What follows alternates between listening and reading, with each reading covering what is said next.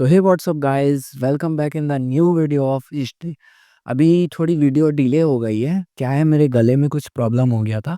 That's why I am unable to speak clearly. That's why video थोड़ी late है। अभी भी थोड़ा गले में प्रॉब्लम्स है। हो सकती है वीडियोस लेट आएंगी, but don't worry, videos continue रहेगी। तो नेक्स्ट हम आगे बढ़ते हैं वेदा। जैसा कि मैंने प्रॉमिस किया था, उस वीडियो में मैंने बताया था कि चारों वेद के बारे में हम अलग से पढ़ेंगे, अलग सेपरेट वीडियो आएगी। तो वो वीडियो जो है वो यही है, ठीक है। तो आज हम लोग वेदा के बारे में पढ़ेंगे, ठीक है, वेदों के बारे में, चारों वेद के बारे में। तो पहली चीज जो कि हम लोग को सबको पता है कि चार किस्म के वेद होते हैं: ऋग्वेद, यजुर्वेद, सामवेद और अथर्ववेद। ठीक है, ये चार वेद होते हैं। अब हम पढ़ लेते हैं वेद क्या होता है। ठीक है, वेदा क्या होता है। तो जो वर्ड वेदा है वो आता है संस्कृत से, ठीक है, संस्कृत में, जिसका रूट वर्ड होता है VID, विद, जिसका मतलब होता है नॉलेज। ठीक है, जैसा कि हम सभी को पता है कि वेद जो है वो नॉलेज का भंडार है। The Vedas consist of a huge amount of knowledge. ठीक है, और the oldest text of India भी बोला जाता है वेदों को। सबसे पुराने टेक्स्ट हैं हमारे इंडिया के। ठीक है, दूसरी चीज, वेद हमारे लिखे गए हैं संस्कृत में। ठीक है, ये एक पार्ट है हमारे, जो वेद है वो श्रुति लिटरेचर के। और इसका जो कंपोजिशन हुआ था वेदों का, वो अराउंड 1500 BC से 600 BC के बीच में हुआ था, जिसको हम वैदिक एज के बारे नाम से भी जानते हैं। ठीक है, अब हम देखते हैं हमारा पहला वेद। पहला वेद जो है ये हमारे अर्ली वैदिक से बिलोंग करता है, अर्ली वैदिक एज से बिलोंग करता है। बाकी ये जो तीन है वो लेटर वैदिक से बिलोंग करते हैं। ठीक है, तो पहला वेद आता है हमारा ऋग्वेद। तो Rigveda, Rigveda is the oldest Veda. ठीक है, ऋग्वेद को और क्या बोला जाता है? ऋग्वेद को ओल्डेस्ट वेद भी बोला जाता है। इसमें टोटल 10 मंडल है। 10 मंडल यानी कि समझ लो इसमें 10 बुक्स है या 10 चैप्टर्स है। ठीक है, मंडल यानी कि बुक्स ही समझ लो। 1028 हाइम्स है। हाइम्स का मतलब मैंने ऑलरेडी बता रखा है, आप प्रीवियस वीडियो चेक कर सकते हो। अराउंड 10,600 मंत्र है इसमें, यानी कि 10,600 के करीब करीब मंत्र है इसमें। ठीक है, अब इसमें जो हाइम्स है, ठीक है, वो किसको डेडिकेटेड है? वो डेडिकेटेड है इंद्रदेव को, अग्निदेव को, वरुण एंड सोम। ये चार गॉड जो है उनको डेडिकेटेड है। ठीक है, अब कुछ इंपॉर्टेंट चीजें देख लेते हैं हम एग्जाम्स के लिए। ठीक है, पहला मैंने बता ही दिया, अर्ली वैदिक सोसाइटी को बिलोंग करता है ऋग्वेद, या अर्ली वैदिक एज को बिलोंग करता है। दूसरा हो गया हमारा ट्राइबल पॉलिटिकल सिस्टम। तीसरा हो गया सभा एंड समिति, और चौथा हो गया पास्टोरल इकोनॉमी। ये चारों चीज़ों को मैंने अच्छे से प्रीवियस वीडियो में एक्सप्लेन कर रखा है, तो अगेन एक्सप्लेन करके आप लोगों का और मेरा दोनों का टाइम खराब नहीं करना चाहता मैं। ठीक है, अब देख लेते हैं कुछ इंपॉर्टेंट पॉइंट्स। ठीक है, पहला चीज, इसमें होते हैं 10 उपनिषद।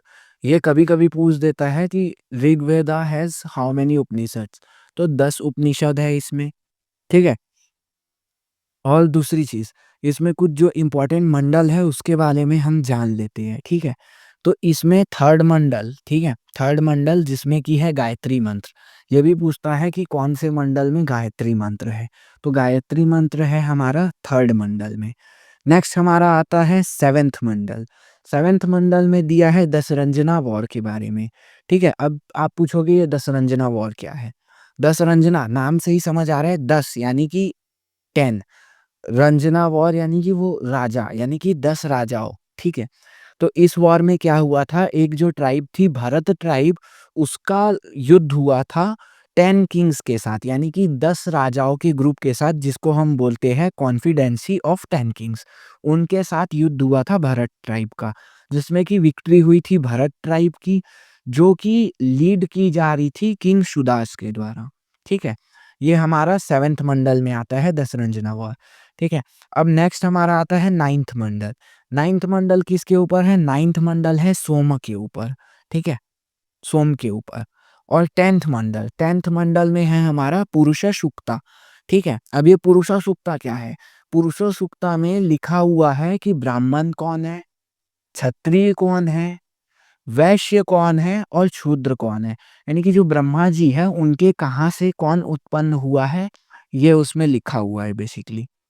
ठीक है, ये हो गया हमारा ऋग्वेद के कुछ इंपॉर्टेंट मंडल्स के बारे में।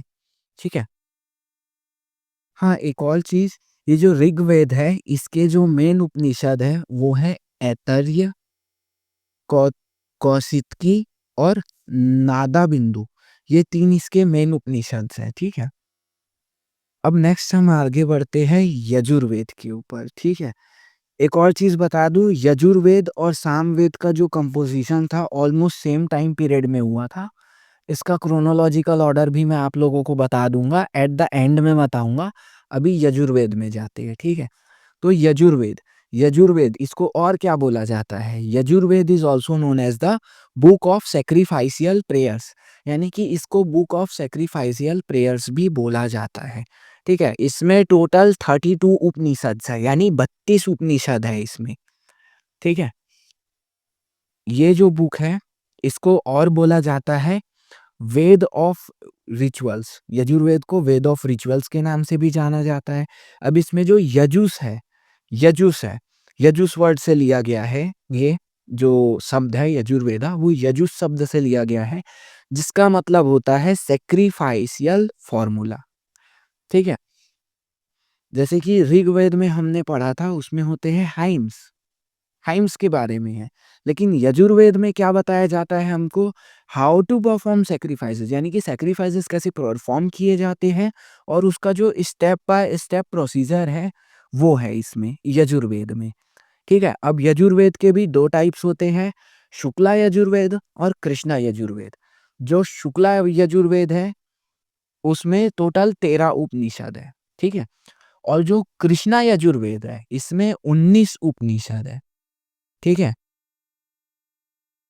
हाँ एक और चीज, जो अश्वमेध याजना है, अश्वमेध, उसके बारे में भी यहीं से हमें पता चलता है।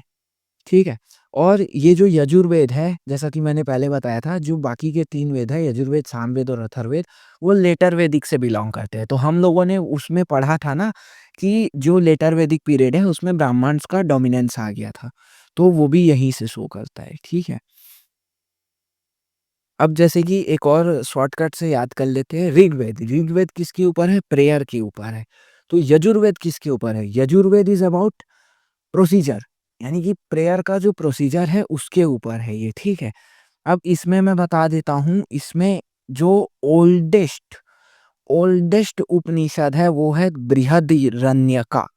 ये पूछता है कि ओल्डेस्ट उपनिषद कौन सा है, ये मोस्ट इंपॉर्टेंट क्वेश्चन है, तो वो है बृहदारण्यका। ठीक है, अब नेक्स्ट हम आगे बढ़ते हैं, यजुर्वेद में जो जो इंपॉर्टेंट थे मैंने शॉर्ट में पढ़ा दिया।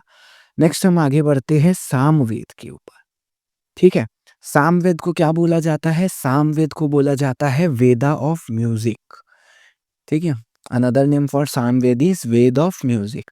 ठीक है, अब ये जो सामा है, साम बोलते हैं अपन लेकिन लिखते सामा है, तो ये जो सामा है इसका मतलब क्या है, इसका मतलब होता है मेलोडी।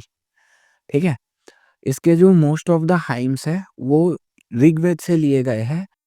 हाँ एक और चीज, जो इंडियन क्लासिकल म्यूजिक है उसकी जो फाउंडेशन रखी गई थी वो यहीं से रखी गई थी, सामवेद से।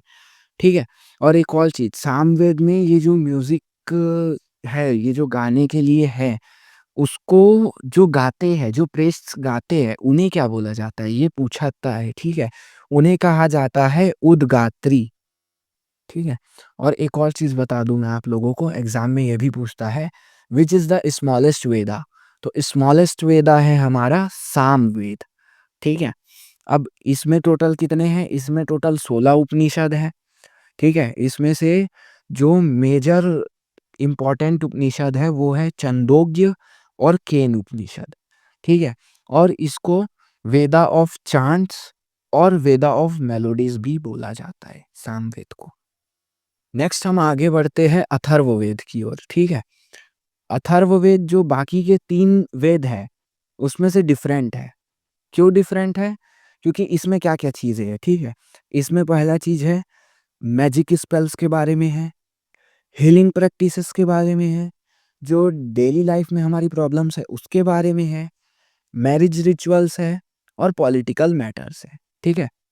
ये जो है ये कॉमन जो पीपल है उनकी लाइफ को रिफ्लेक्ट करता है, ठीक है। एक और चीज पूछ देता है, वेदा ऑफ मैजिक एंड मेडिसिन किसको बोला जाता है? तो ये बोला जाता है हमारे अथर्ववेद को, ठीक है। इसमें कितने उपनिषद है? इसमें टोटल 31 उपनिषद है, 31 उपनिषद है इसमें। तीन मेन जो इसके उपनिषद है वो है मांडुक्य, मांडुक्य और प्रसन्ना, ठीक है। अब इसको और क्या बोला जाता है? इसको बोला जाता है ब्रह्मवेदा भी बोला जाता है, या भाई साज्य वेदा भी बोला जाता है, बुक ऑफ मैजिक स्पेल्स और book of magic and medicine, ये इसके कुछ नाम थे। इन इन नामों से अथर्ववेद को जाना जाता है, ठीक है। अब कुछ इंपॉर्टेंट फैक्ट जान लेते हैं। आप सब लोगों ने सुना होगा सत्यमेव जयते, ठीक है। और एक और चीज, ये जो सत्यमेव जयते है ये है क्या? सत्यमेव जयते जो है वो हमारा नेशनल मोटो है, ठीक है। ये भी यहीं से लिया गया है, अथर्ववेद के उपनिषद से। यह लिया गया है मांडुक्य उपनिषद से, ठीक है। ये भी पूछ देता है कि सत्यमेव जयते इज टेकन फ्रॉम विच उपनिषद, तो मांडुक्य उपनिषद से ये लिया गया है। और दूसरी चीज, जो वासुदेव कुटुंबकम हम सब बोलते हैं ना, वासुदेव कुटुंबकम, विश्व बंधु, यानी कि ये सारा संसार हम भाई बंधु है, ठीक है। ये जो बोला जाता है, ये बोल तो देते हैं हम, आया कहाँ से है हमको पता ही नहीं है। ये भी अथर्ववेद से लिया गया है। इसमें एक उपनिषद है महाउपनिषद, उस उपनिषद से लिया गया है ये जो है हमारा वासुदेव कुटुंबकम। तो इसी के साथ गाइस हमारे चारों वेद खत्म होते हैं इन शॉर्ट में, ठीक है। नेक्स्ट हम इसके जो इम्पोर्टेंट क्वेश्चंस हैं वैदिक एज के प्लस चारों वेद से रिलेटेड प्लस हमारे आयरन एज के, उनके शॉर्ट्स आपको मिल जाएंगे। जो important very important most important questions हैं वो मिल जाएंगे आप लोगों को। और बस इतना कहना चाहूँगा कि एक सब्सक्राइब करते हुए जाना, ठीक है। बहुत मेहनत से वीडियो बना रहे हैं, तो एक सब्सक्राइब करते हुए जाना।